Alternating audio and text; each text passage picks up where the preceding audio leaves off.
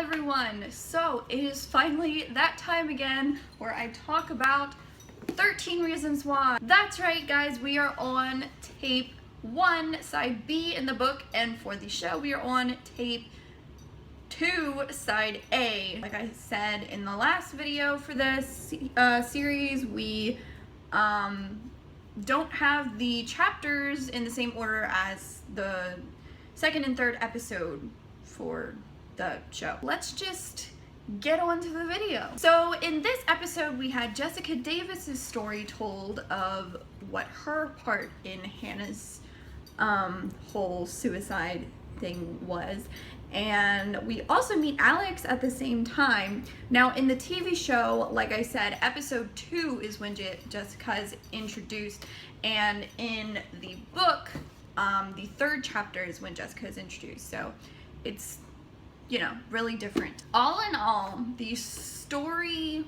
was very much the same, comparing like book to show adaptation and whatnot. As for the episode itself, on like how I feel about the episode, you know, you can't really rate this kind of thing because you're still learning like everything that's going on, and some things, there are like just so many questions that still need to be answered. You know, we're only on episode 2 for the show, and it's a little too early to say how I truly feel. Jessica, the character, however, I will talk about in a minute. Let's just go really quick over some of the scenes that really stood out to me in this episode. So the first scene that I wanted to talk about was the family breakfast we have at the beginning of the episode. Clay is sitting down with his parents, confused because he's like, he doesn't understand why they're having breakfast to begin with, because they never do that, and the mom's like, well, now we're gonna do it every single morning, and blah, blah, blah, blah. One of those kind of moms who like tries to not really relate to their kids, but wants their kids involved with their family so much that they're like forcing them to do things with the family. You know what I'm saying. So anyway, he looks down and he sees a bottle of pills, and he's like, my anxiety medication. It was either for anxiety or depression. It was for something like mental. And he said, I haven't taken this in a while, and they're probably expired by now. And she's like, oh no, it's a new prescription. And then immediately he's just like, what? And then the dad's just like, way to be subtle, man. The reason that I'm mentioning this scene is because we finally realized that, you know, Clay's actually been through a mental illness disorder at one point in his life, and so that kind of affects how he's feeling about the suicide of Hannah Baker and all this other kind of stuff. This is also the episode where Clay starts to become very paranoid, and he starts to have a lot of hallucinations, like a lot. This is when the hallucinations start, and you know, like it just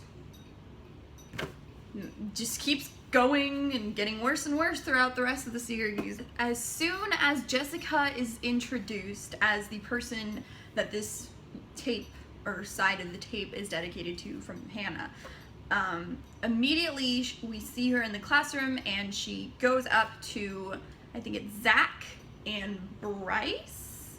I'm not sure if it's Bryce, but it definitely is Zach, and I can't remember the other person, but it might be in the scene depending on what picture I find. I don't know. But anyway, she goes up to them and she's like, hey, have you seen Justin? Mr. Porter talked to him yesterday, and now he's not at school. So now this is the episode where Justin Foley is missing in action. Basically, he's not going to school, he's not contacting anyone, all that kind of stuff. And later on we find out that he's just at Bryce's house. He needed some time to cool off, or he needed time to himself.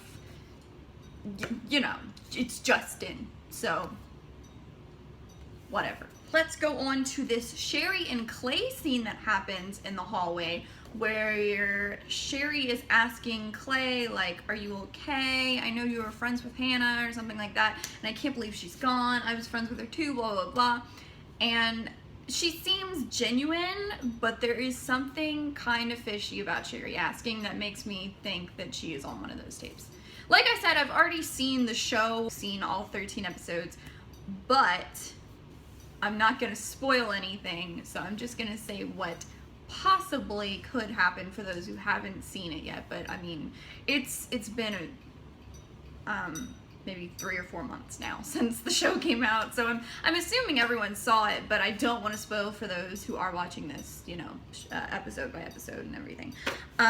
Anyway, moving on to the next scene, which is where we get into the flashback of how Jessica and Hannah met and became friends and all this kind of stuff. Basically, Hannah was a new student and so was Jessica, and so the guidance counselor that was there before Mr. Porter transferred, Miss Antilli says to them, you know, think of it like a buddy system. Now you two know each other, so when you go to school on the first day, you know, you won't be alone and blah, blah, blah. And at first they're like, okay, this is ridiculous. I don't know this person.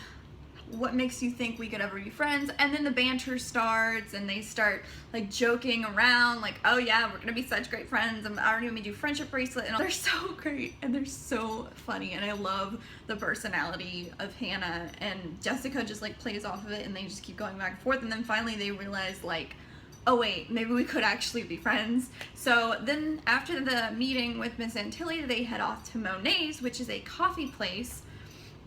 And that's where they meet Alex, who also happens to be a new student and has no friends. And the scene between when they finally like invite him to join in the group is so funny. They just, it's great. It's awesome. But anyway, as Hannah says, 2 now became 3, and they would go to Monet's all the time as like an office for them, where they would just vent their feelings about their day or about their life or anything.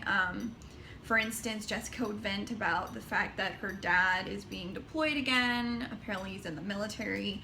Hannah talked about Justin to them, which makes me so much more mad with the fact that they knew the truth and yet they still like gave in to the rumors about Hannah. Like, it's ridiculous. I hate it so much.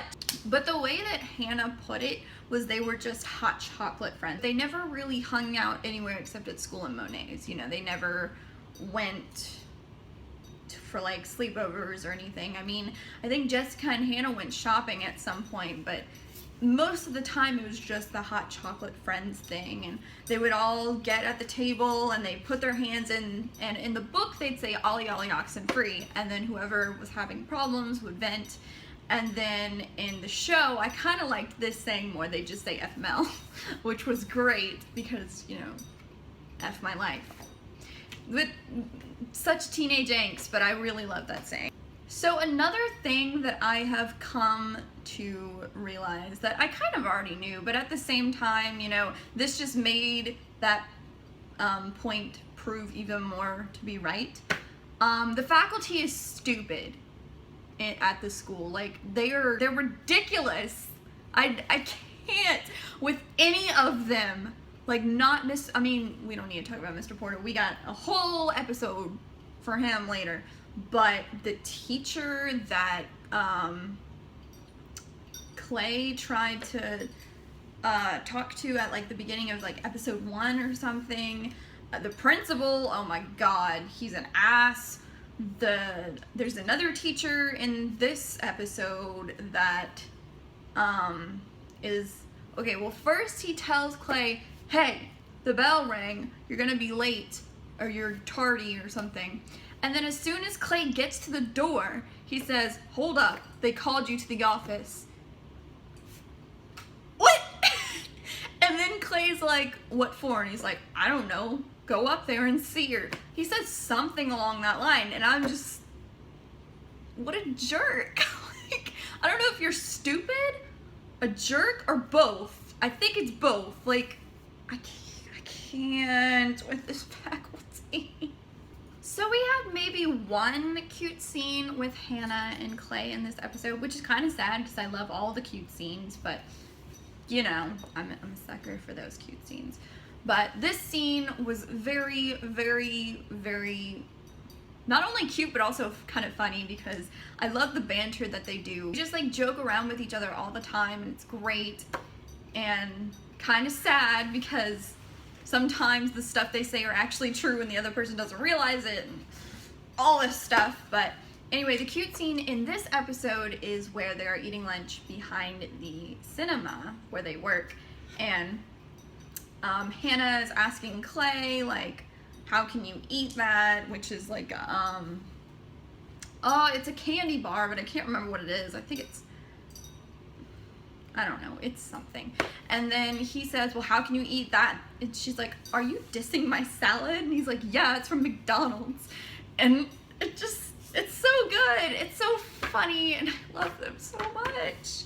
We have the pep rally scene where that's when Jessica gets really mad because Justin ends up not showing up, and she's the one who's supposed to like somersault while he like runs the crowd or something. I don't know. Anyway, first of all, Jessica sucks as a cheerleader. She has no pep. She can't cheer. She's awful. And the somersault, man, it just, no. I think it's a somersault. It might be a front flip. I'm not sure. I don't really know what it's called. But anyway, that just, yeah. But anyway, Justin doesn't show up, so then she goes outside and tries to call him and be like, hey, where the hell are you? Blah, blah, blah, blah. All this kind of stuff. Now we're moving on to one of the last scenes of this episode, which is where Jessica goes to Bryce's house and finds out that Justin is there. This is the part where she's not only mad, but she's also just like so confused. Jessica is very, I don't want to say oblivious, but she definitely is in denial of the fact that some of the stuff on that tape happened. She tells Clay that Hannah was the one who lied. We didn't stop going to Monet's first, she did. It all fell apart, and you know, it's Hannah's fault. We didn't do anything. And who knows if there is some truth to that. There may be. I'm not really sure. No one can really know what really happened because we're seeing it from Hannah's perspective, and then we're hearing different things. She's not like Alex where she doesn't care completely, but at the same time, she's pissed. Well, first of all, I really do think she's a liar, but whether that's because of Justin or because of herself, that's the thing. In fact, in this pool house scene, we discover that Justin was the one who told Jessica that Hannah lied, and that everything she's saying isn't real, especially that tape that both of them are apparently on or something like that. So I'm not going to say what happens, but there is something that happens that involves the two of them. And basically, Justin just tells her that's not true. And she believes Justin, but now she's coming to the realization that maybe Justin's not telling the truth. Jessica's a very interesting character because you never know whether she's just following someone else's beliefs or thoughts, or if she's acting on her own. You know, it's a very complicated situation. First of all, Justin is her boyfriend, the same Justin that, you know, Hannah got shit from and all that kind of stuff. Jessica has also been through that whole list thing when Alex created it. You know, she ended up slapping Hannah at Monet's, and that, like, right after that, it just, the friendship over, like, just everything gone. I'm not saying that Jessica is one of my least favorite characters, I guess. She's not one of my favorite, that's definitely for sure. Am I saying that she deserves everything that's happening to her? No, absolutely not. But at the same time, you know, in a way, she kind of brought it on herself, and I don't know, she's kind of in denial that anything bad ever did happen to Hannah. She doesn't want to believe that Hannah actually went through this shit, because I feel like Jessica may somewhat feel guilty over what happened to Hannah. She's just not the kind of person to show it, unlike Alex. She questions whether what she is being told is true as well. And that is all I'm gonna leave it for this episode. So guys, that was my 13 reasons why review for episode 2 and chapter 3. I hope you guys really enjoyed that. I know it's been a while since I did the last video. In fact, I should have done this a long time ago. I finally am able to have time and film and everything. But yeah, thank you guys so much for watching, and I will see y'all next time, hopefully sooner than the last. Bye.